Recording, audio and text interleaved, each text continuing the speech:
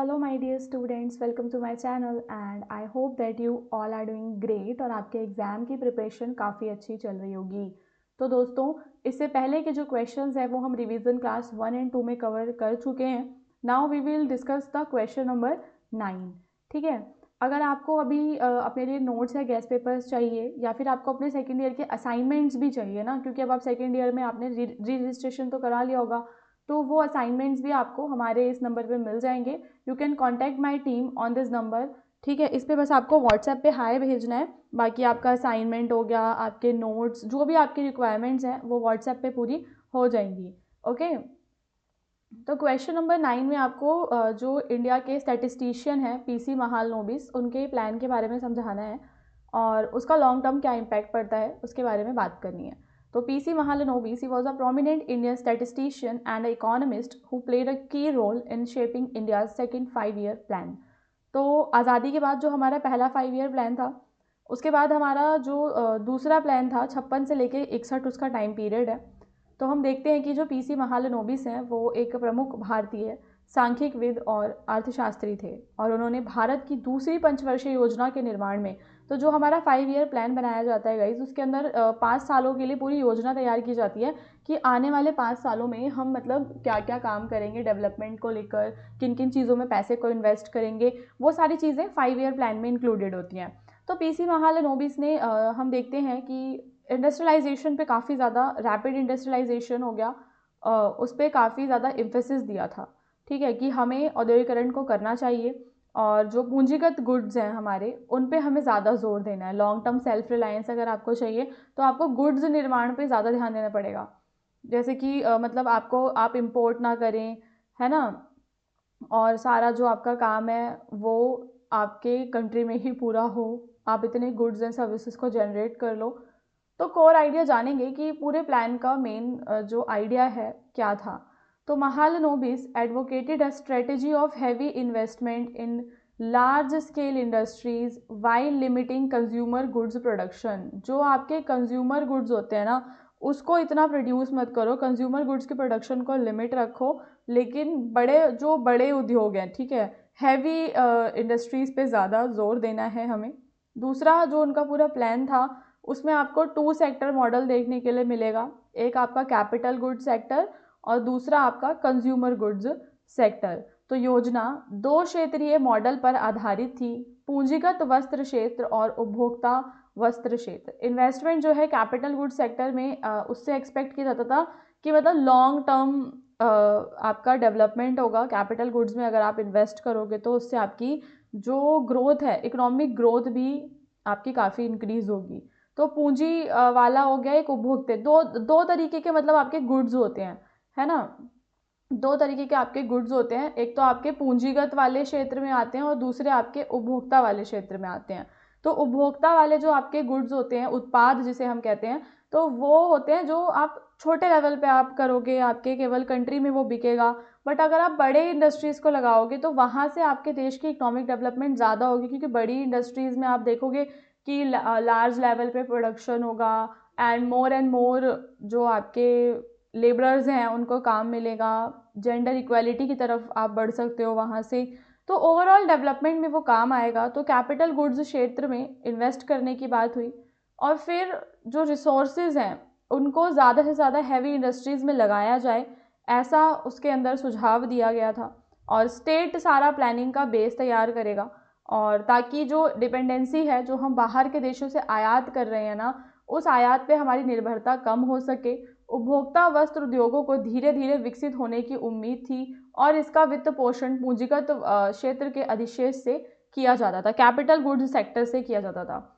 Now long term effect जानेंगे तो लंबा इफेक्ट क्या पड़ेगा कि इससे देश का जो ग्रोथ है वो होगी इंडस्ट्रियलाइजेशन से। इस योजना ने भारत के भारी उद्योग, सार्वजनिक क्षेत्र के उद्यमों की नींव रखी। स्टील, मशीनरी, इंजीनियरिंग, इन सब का विकास होता है। कैपिटल गुड्स पे एम्फेसिस बढ़ता है, ठीक है, तो पूंजीगत जो उत्पाद हैं उनके ऊपर ध्यान केंद्रित किया जाता है। बट एक शॉर्टेज आप देखोगे कि उसकी वजह से जो कंज्यूमर गुड्स रहेंगे ना आपके, उनकी शॉर्टेज हो जाएगी। कहीं एक ना इशू आ गया है कि यहाँ पे ना बार बार ये वस्त्र लिखा हुआ है, वो ट्रांसलेशन की वजह से प्रॉब्लम हो गई, तो वो आप ध्यान रखना कि यहाँ ना आपका उपभोक्ता वस्तुएं आप कर सकते हो। ठीक है, तो उपभोक्ता वस्तु की कमी पैदा हो गई जिससे जीवन का स्तर प्रभावित हुआ।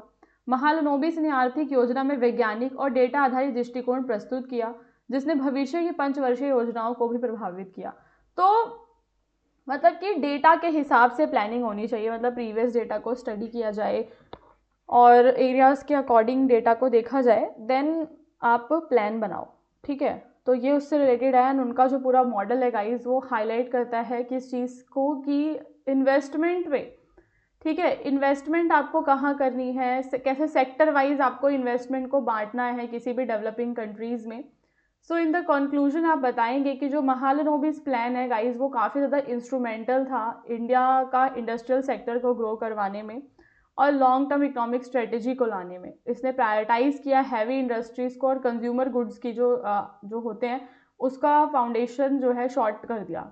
ठीक है, कंज्यूमर गुड्स आपको ज़्यादा इस समय देखने के लिए नहीं मिलेंगे। The plan emphasis on data driven planning continues to influence India's economic policies even today. तो देखो एक बार रिवाइज कर लेते बिकॉज इसमें काफ़ी मतलब वो वस्त्र वाली ट्रांसलेशन की वजह से इश्यूज आ गए थे। मैं एक बार आप लोगों को फिर से बता देती हूँ। सबसे पहले आपको पीसी महालनोबिस के बारे में बताना है कि वो कौन है और जब इंडिया का सेकंड 5 ईयर प्लान चल रहा था। तो देखो जो हमारा पहला 5 ईयर प्लान था जब हमारा देश आज़ाद हुआ, ठीक है, तो उस समय हमारे सामने काफ़ी सारी चुनौतियाँ थी। हमें अपने देश में से गरीबी भी मिटानी थी और जो हम विदेश से अनाज का आयात कर रहे थे हमें उसको भी कम करना था, मतलब उसको तो हमें ख़त्म ही करना था। तो हमें सेल्फ रिलायंट बनना था, ये भी एक बहुत बड़ी चुनौती थी, है ना। तो हम देखते हैं कि फर्स्ट 5 ईयर प्लान में जो हमारे गोल्स थे दे वर डिफरेंट। उसमें हमें पॉवर्टी को ख़त्म करना था, एग्रीकल्चर को बढ़ाना था, ये सारे हमारे गोल्स थे मेनली। बट उस टाइम पे हमने उद्योगों पे इतना ध्यान नहीं दिया। तो अब हम देखते हैं कि हमें अब एम्प्लॉयमेंट भी जनरेट करनी है। 1956 तक आप देखोगे तो भारत में तो इधर इम्पॉर्टेंस बढ़ जाती है कि आप इंडस्ट्रीज़ लगाओ। आप इंडस्ट्रीज़ लगाओगे तो आप एम्प्लॉयमेंट भी खुद ब खुद ही जनरेट होगा। ठीक है, तो वो चीज़ हो जाती है। तो पीसी महालनोबिस का प्लान यही था कि वो इंडिया के अंदर जो हैवी इंडस्ट्रीज़ हैं उनको सपोर्ट करेंगे। उनके पूरे प्लान में हमें core idea guys heavy investment in heavy industries, जैसे कि स्टील के इंडस्ट्रीज़ हो गए, कोल आयरन एंड स्टील इंडस्ट्रीज़ हो गई, इस टाइप की इंडस्ट्रीज़ को डेवलप किया जाए इंडिया में, उस पर उनका मेन फोकस रहा। तो इन्वेस्टमेंट उसमें काफ़ी ज़्यादा लगेगी और जब आप वहाँ पे इन्वेस्ट करो दोगे सारा पैसा तो दूसरी जगह से आपको पैसा खींचना पड़ेगा। तो फिर आप कंज्यूमर गुड्स में से पैसा खींचोगे तो जिसकी वजह से कहीं ना कहीं कंज्यूमर गुड्स की शॉर्टेज हो जाएगी, है ना। स्लोली कंज्यूमर गुड्स आपके डेवलप करेंगे तो लॉन्ग टर्म में आपको इंडस्ट्रियलाइजेशन और पब्लिक सेक्टर ग्रोथ तो देखने के लिए मिलेगी। स्टील, मशीनरी, इंजीनियरिंग के सेक्टर्स अच्छे से ग्रो करेंगे। बट क्योंकि कैपिटल गुड्स पे एम्फेसिस ज़्यादा दिया जा रहा है तो हाँ कहीं ना कहीं कंज्यूमर गुड्स की शॉर्टेज हो जाएगी। तो महालनोबिस का एक ये भी था कि आप साइंटिफिक और डेटा ड्रिवन अप्रोच अपनाओ कि अगर आपको इंडिया के अंदर इकोनॉमिक प्लानिंग करनी है तो आप साइंटिफिक डेटा की स्टडी करो। एक दृष्टिकोण उनका डिफरेंट था और मॉडल में उनका जो पूरा मॉडल था उसने बताया कि कैसे इकोनॉमी के अंदर सेक्टर वाइज आप चीज़ों को एलोकेट करो रिसोर्सेज को उसके according. So in the conclusion आप बताएंगे the Mahalanobis plan was instrumental guys. उसने इंडिया का इंडस्ट्रियल स्ट्रक्चर तो पूरा चेंज किया था और लॉन्ग टर्म इकोनॉमिक स्ट्रेटेजी वो काफ़ी अच्छी थी। उसने इंडिया के को सेल्फ रिलायंट बनाने में, इंडिया के इंडस्ट्रियल ग्रोथ में, हर चीज़ में एक फाउंडेशन की तरह उसने काम किया और डेटा ड्रिवन प्लानिंग हमारी उसमें रही थी। Okay, now guys second question पे चलते हैं। इस वीडियो का सेकंड क्वेश्चन जिसके अंदर आपको जो बैंकिंग सेक्टर था in the post independence India उसमें क्या इश्यूज, क्या कठिनाइयों का सामना करना पड़ा। तो हम देखते हैं कि आफ्टर द 1947 इंडिया ने एक मतलब अंडर डेवलप्ड बैंकिंग सेक्टर है इंडिया का, अविकसित काइंड ऑफ। तो ये जो सेक्टर है इसने मल्टीपल चैलेंजेस को फेस किया, जैसे कि ऋण प्रदान करने में वित्तीय स्थिरता नहीं आ पा रही थी और जो ग्रोथ है देश की गाइज वो इकोनॉमिकली ग्रोथ अच्छी नहीं हो पा रही थी। तो आप क्या देखते हो कि after the 1947 the banking sector was very under developed. क्या क्या इश्यूज थे, तो वेरी अनइवन डिस्ट्रीब्यूशन आप देखते हो। Most of the bank at that time आपको केवल अर्बन एरियाज़ में मिलते हैं और रूरल जो रीजन्स हैं वहाँ पे आपको कोई भी ऐसा बैंकिंग सेवाएं देखने के लिए नहीं मिलती थी। तो जो आपके किसान थे, स्मॉल ट्रेडर्स हुआ करते थे, आर्टिसंस हुआ करते थे, उनका इतना बैंकिंग तक, क्रेडिट तक उनकी पहुंच नहीं थी। ठीक है, तो ये एक बहुत बड़ा मुद्दा था उस समय। दूसरा, many banks had limited capital and reserve, बैंकों के पास इतना रिजर्व भी नहीं होता था, तो फाइनेंशियल शॉक्स, उनको वित्तीय झटके लगते रहते थे और बैंक फेलियर्स भी आपको उस समय देखने के लिए मिलते हैं, जिसकी वजह से लोग भी बैंकिंग के ऊपर ट्रस्ट नहीं कर पाते थे उस समय। बैंकिंग ऑपरेशन पुअरली रेगुलेट होते थे, कोई भी सेंट्रल अथॉरिटी नहीं थी। अब देखो आजकल इतनी टेक्नोलॉजी आ गई है तो कोऑर्डिनेशन एंड रेगुलेशन का ईजी हो गया है, बट उस टाइम पे इतना आसान नहीं था जो भी चीज़ें थी। उसके अलावा फाइनेंशियल इंक्लूजन और लिटरेसी बहुत कम थी इंडिया में। अब बैंकिंग सेवाओं का उपयोग भी तो जनता इतना नहीं करती थी उस टाइम पे। नाउ अडेज आप देखते हो कि छोटे छोटे बच्चों का भी बैंक अकाउंट होता है, बट उस टाइम पे इतना ये सब नहीं था। तो ये लिटरेसी का जो इशू था पॉपुलेशन का, इस सब की वजह से भी बैंकिंग सर्विसेज एक बड़े लेवल पे लोगों तक नहीं पहुंचती थी, और इसी वजह से लोगों को इनफॉर्मल जो सोर्सेज होते हैं for the loan and for credit, लोगों को मनी लेंडर्स पे ज़्यादा डिपेंड रहना पड़ता था, जिसकी वजह से हम देखते हैं कि उनका शोषण होता था। शोषण तो वो तो एक सिंपल सी चीज़, मतलब आप सभी जानते भी होंगे इस चीज़ के बारे में कि अगर आप अनौपचारिक स्रोत से लोन लेते हो तो वहाँ पे कई सारे इश्यूज आते हैं, और बैंक से एक्सपेक्ट करा जाता था कि बैंक देश की इकोनॉमिक डेवलपमेंट में हेल्प करे, है ना, एग्रीकल्चर में क्रेडिट दे, इंडस्ट्रीज़ में दे, और बैंक को खुद की भी फाइनेंशियल स्टेबिलिटी बना के रखनी होती थी। तो there were many challenges. So in the conclusion you can say that post independence India faced significant challenges in the banking sector. Uneven distribution है, capital base काफ़ी ज़्यादा weak है, regulation is very poor। तो ये सारी details आप बताएंगे। And addressing these issues now, अब इन सारे इश्यूज को एड्रेस करना, इनको सॉल्व करना, ये एक प्रायोरिटी बन जाती है through the nationalisation and the establishment of Reserve Bank of India. आप देखते हो कि उसके बाद चीज़ें सुधरेंगी, because Reserve Bank of India एक सेंट्रल रेगुलेटर की तरह काम करेगा, और जो पॉलिसीज़ हैं हमेशा फाइनेंशियल इंक्लूजन की तरफ उसका ध्यान रहेगा, मेजर्स रहेंगे, स्टेबिलिटी आएगी, और बैंकिंग सिस्टम और ज़्यादा इंक्लूसिव बनेगा, जैसे हम कहते हैं समावेशी बैंकिंग प्रणाली की नींव फिर यहाँ से रखी जाएगी। इसके बाद आपका क्वेश्चन है आपको डी इंडस्ट्रियलाइजेशन, इंडियन इंडस्ट्रीज़ के डी इंडस्ट्रियलाइजेशन से जुड़ा हुआ सवाल है। क्या है इसका मतलब, उसको जानना है।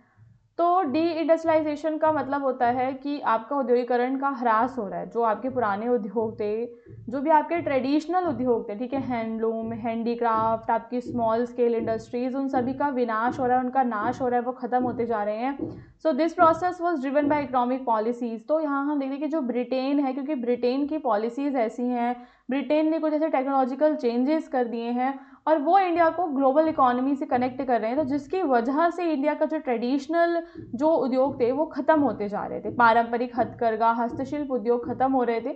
उसके पीछे के इस कारणों को जानेंगे तो सबसे बड़ा जो कारण था वो ब्रिटिशर्स की ट्रेड पॉलिसीज़ थी। तो बिकॉज जो अंग्रेज़ थे वो इंडियन गुड्स के ऊपर काफ़ी टैरिफ लगाया करते थे, और जो ब्रिटिश के मैन्युफैक्चर प्रोडक्ट हुआ करते थे ब्रिटेन से इंडिया बिना किसी टैरिफ के आ जाते थे, फ्री एंट्री के आ जाते थे। तो जिसकी वजह से इंडिया का जो मार्केट है, फॉरेन गुड्स के इंट्रोडक्शन की वजह से इंडियन मार्केट मतलब काफ़ी ज़्यादा कॉम्पिटिटिव हो गया था, और हमारा जो गुड्स होते थे, हमारे हैंडमेड जो गुड्स होते थे, वो फॉरेन के गुड्स के साथ compete नहीं कर पाते थे, प्रतिस्पर्धा में वो फंस जाते थे, और उनका सारी चीज़ें मशीन द्वारा निर्मित होती थी, तो वो चीप होते थे, और हमारे हैंड वोवन होते थे वो महंगे होते थे, लोग उनको नहीं लिया करते थे, और हमें लैंड रिवेन्यू भी देना पड़ रहा था। उनकी इकोनॉमिक पॉलिसीज़ भी इस प्रकार की थी जिससे कि प्रॉब्लम्स देखने के लिए मिलती हैं, और पूरे जो पारंपरिक बाज़ार हैं उनका विघटन हो जाता है।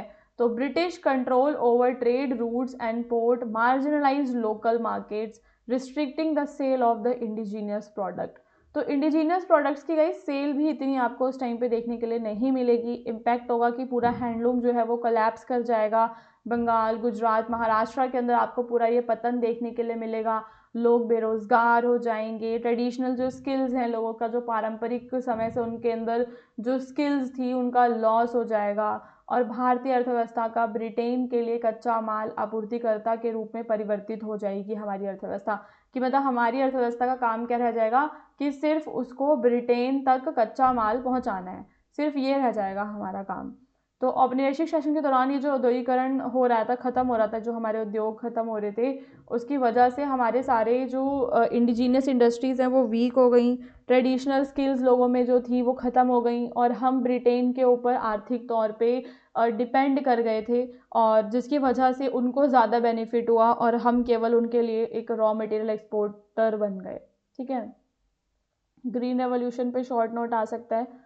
तो ग्रीन रेवोल्यूशन गाइस 1960s में शुरू किया गया था, क्योंकि उस समय हम देखते हैं कि जो भारत है उधर मतलब खाद्यान्न की बहुत ज़्यादा कमी थी, फूड शॉर्टेजेस की वजह से। उसके अंदर क्या था कि जो हाई यील्डिंग के सीड्स हैं, HYV सीड्स का यूज़ किया गया, मॉडर्न इरिगेशन टेक्निक्स का यूज़ किया गया, केमिकल फर्टिलाइजर्स को डाल डाल के, पेस्टिसाइड्स को डाल डाल के एग्रीकल्चर के प्रोडक्शन को बढ़ाने का काम किया।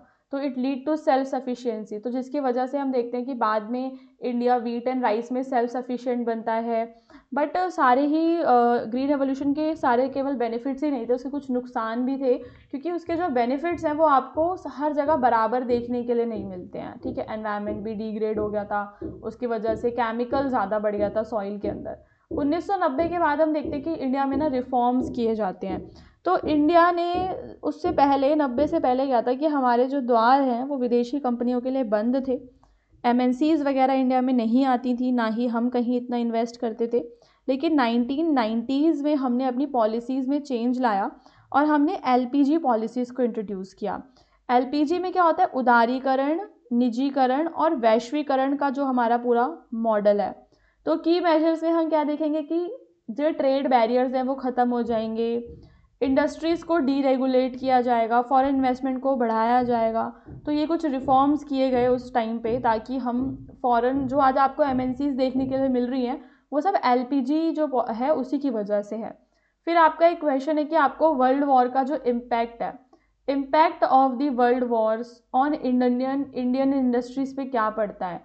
तो जो वर्ल्ड वॉर्स थे गाइज उसका इम्पैक्ट काफ़ी मिक्स्ड है। On one hand war time demand boost production in the textile, हर चीज़ में प्रोडक्शन बढ़ गई थी। ठीक है, नए इंडस्ट्रियल सेटअप लगाए जा रहे थे, लेकिन कहीं ना कहीं रिसोर्स इन्फ्लेशन हो गया, आपका रॉ मटेरियल की कमी, ये हार्डशिप्स भी देखने के लिए मिल रही थी। ठीक है, तो विश्व युद्ध का भारतीय उद्योगों पर मिश्रित प्रभाव पड़ा। एक और युद्धकालीन मांग ने वस्त्र, जूट, इस्पात और हथियार उत्पादन को बढ़ाया और नए औद्योगिक केंद्रों का निर्माण किया, तो दूसरी ओर संसाधनों का विचलन, महंगाई और कच्चे माल की कमी ने पारंपरिक उद्योगों को प्रभावित किया, सामाजिक कठिनाइयां उत्पन्न की, और इन युद्धों ने औद्योगिक संगठन को तेज किया और स्वतंत्रता के बाद औद्योगिक वृद्धि की नींव रखी। So guys this is all for MHI 107। ये आपका लास्ट एग्जाम है, तो अगर आपने अभी तक अपना सेकेंड ईयर में री रजिस्ट्रेशन नहीं करवाया है तो फटाफट से करवा लो, और आपके जो सेकेंड ईयर के असाइनमेंट्स हैं वो भी अपलोड हो चुके हैं, यानी कि 2025-26 सेशन वाले असाइनमेंट्स आपको बनाने हैं, एंड उनको आपको सबमिट करना है सितंबर में। तो आपको उससे पहले उनको बनाना होगा। तो अगर आपको असाइनमेंट्स की रिक्वायरमेंट होगी या सेकेंड ईयर के लिए नोट्स की रिक्वायरमेंट होगी, तो आप डिस्क्रिप्शन में दिए हुए नंबर पे हमें व्हाट्सएप कर सकते हैं और अपने लिए नोट्स एक्सेट्रा परचेज कर सकते हैं for your examination, and all the best for this one. Okay.